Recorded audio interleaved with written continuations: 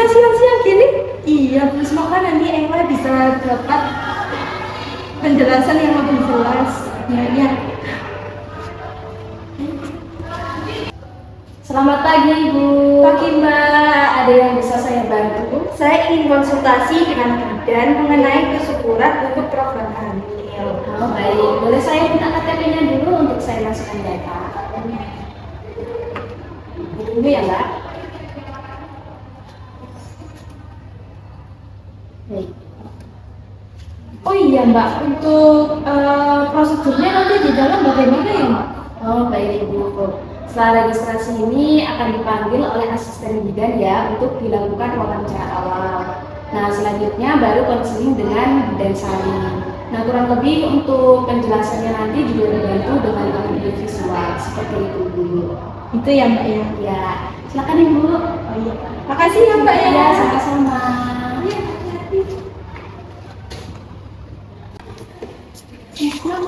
Mau tanya dong untuk ruang USG di bagian mana ya?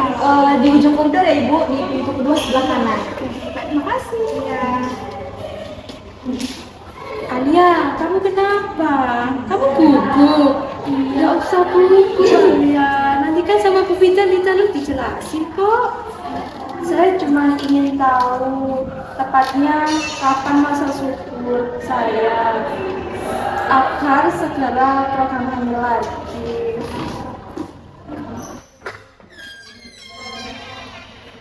Makasih ya Kak. Atas nama Ibu Ayla. Boleh silakan ikut saya masuk ya. Makasih Mbak.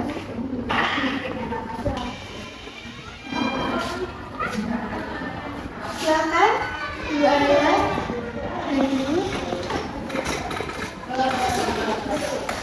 Selamat siang, perkenalkan saya Bidan Nauna, asistennya Bidan Sari yang bertugas untuk membantu pemeriksaan. Nah, sebelum bertemu Bu Bidan, saya akan bertanya sedikit ini Bu untuk kelengkapan data awal. Nah, untuk hari ini kira-kira apa yang bisa saya bantu ya Bu? Iya Bu, saya ingin konsultasi awal masa subur dan rencana program hamil. Jadi saya ingin pastikan kembali kondisi saya baik atau langkah tepatnya juga. Baik Bu Ayla, sebelumnya saya ingin bertanya tentang hal-hal dasar terlebih dahulu ya. Untuk siklus haid Bu Ayla sendiri biasanya teratur atau tidak ya Bu? Biasanya teratur sih Bu, 28 sampai 30 hari. Baik Ibu, untuk hari pertama haid terakhirnya kapan ya? Sekitar 2 minggu yang lalu Bu, tepatnya tanggal 5. Oke, terima kasih. Kemudian Ibu, apakah ada keluhan tertentu seperti nyeri haid yang berlebihan, keputihan yang tidak normal atau berbau, dan atau sebelumnya Ibu pernah mengikuti program hamil? Tidak ada keluhan yang berat atau berlebihan saat haid itu Ibu. Hanya kadang terasa nyeri pada hari pertama haid. Saya pernah melakukan program hamil, namun pada saat melakukan program hamil sebelumnya belum terlalu serius seperti sekarang. Jadi saya ingin mulai terarah dan fokus untuk memulai kehamilan. Bagus Bu, dengan penjelasan Bidan Sari nanti insya Allah lebih jelas mengenai perhitungan masa subur dan lebih lengkap lagi tentang program kehamilan. Kalau soal makanan, apa ada pantangan tertentu ya Mbak ya? Soalnya Ayla ini kadang kalau capek suka lupa makan Mbak. Bu Bidan Sari akan menjelaskan juga tentang nutrisi yang mendukung kehamilan. Tapi secara umum makan dengan teratur dan mengurangi stres dulu itu juga udah sangat membantu Bu. Data awalnya sudah cukup lengkap ya Bu Ayla. Setelah ini Bu Ayla akan ikut saya ke ruang konseling Bidan Sari untuk dijelaskan lebih detail termasuk cara menghitung masa subur dan apa saja yang perlu dipersiapkan. Baik, terima kasih ya Bu. Makasih ya Bu. Silakan masuk. Permisi Bu Bidan, saya memberikan data hasil pemeriksaan dari pasien bersama Ayla. Baik, terima kasih Naura. Jika pasien atas nama Ila sudah siap, dipersilakan langsung saja ya. Baik, Bu Bidan.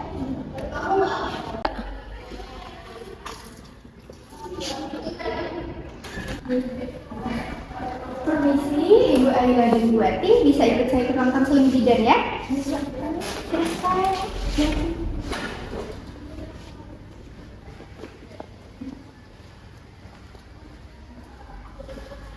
Permisi Bu Bidan, ini pasien atas nama Ailanya sudah siap. Baik, terima kasih Naura. Silakan Ibu.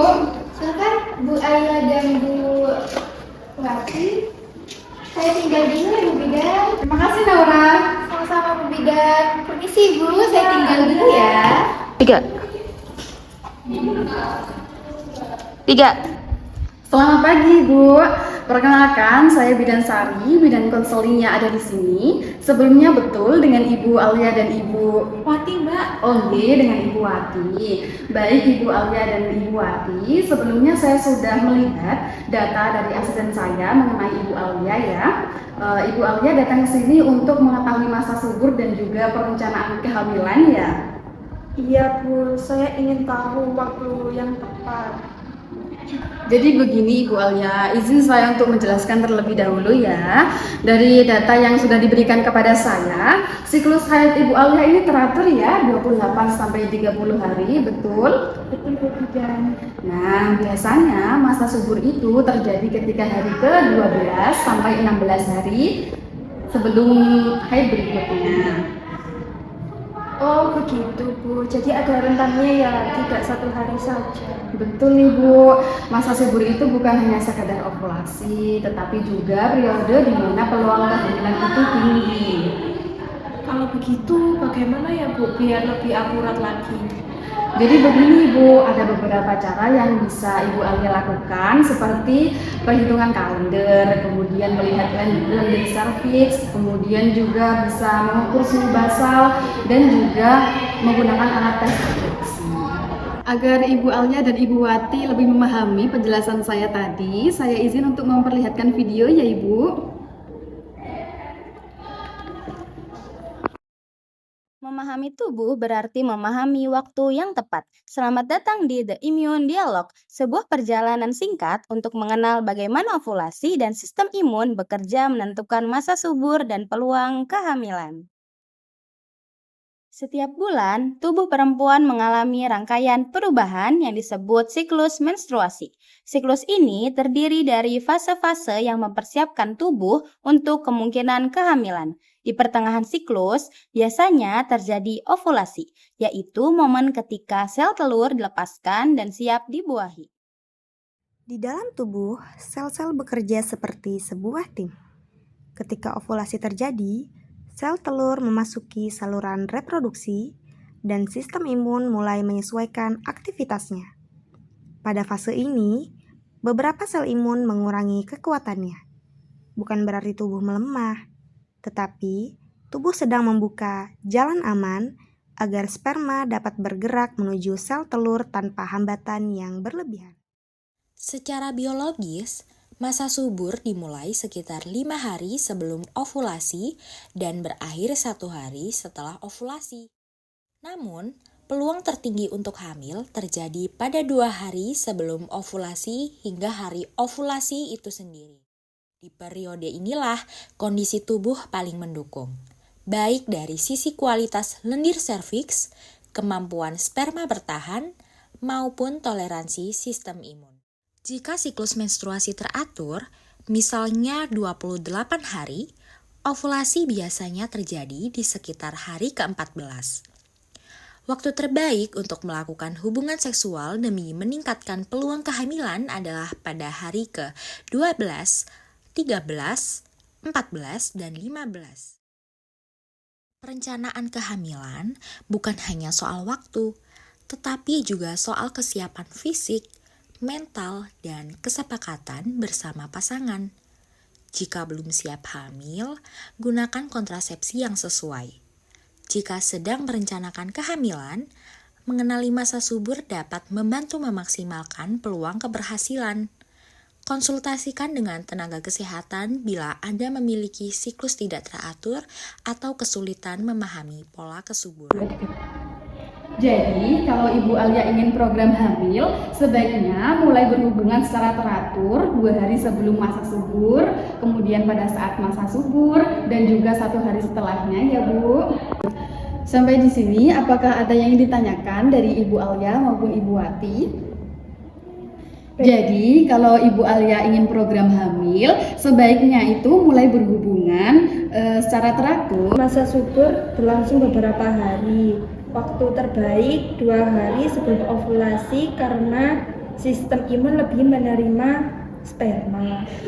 Baik, bagus sekali Bu Alia. Baik, untuk konseling hari ini bisa dicukupkan ya. Misalnya nanti ada keluhan atau hal yang ingin ditanyakan, boleh segera untuk kesini ya Bu. Terima kasih banyak Bu Bidan. Makasih banyak ya Bu, itu tadi sungguh jelas sekali penyampaiannya dari Bu Bidan. Sama-sama Ibu, semoga program hamil Ibu Alia berjalan dengan lancar ya. Iya Bu, amin. Terima kasih banyak ya Bu Bidan. Sama-sama Ibu, semoga program hamilnya berjalan dengan lancar ya. Terima kasih ya Bu Bidan. Saya pamit dulu ya. Monggo Bu Bidan. Terima kasih kembali. Sehat-sehat Ibu Alia. Mari Bu. Nah, jelas kan tadi Bu Bidan ngomongnya, tinggal kita nanti gimana jalaninya dengan disiplin ya. Iya Bu, saya jadi semangat.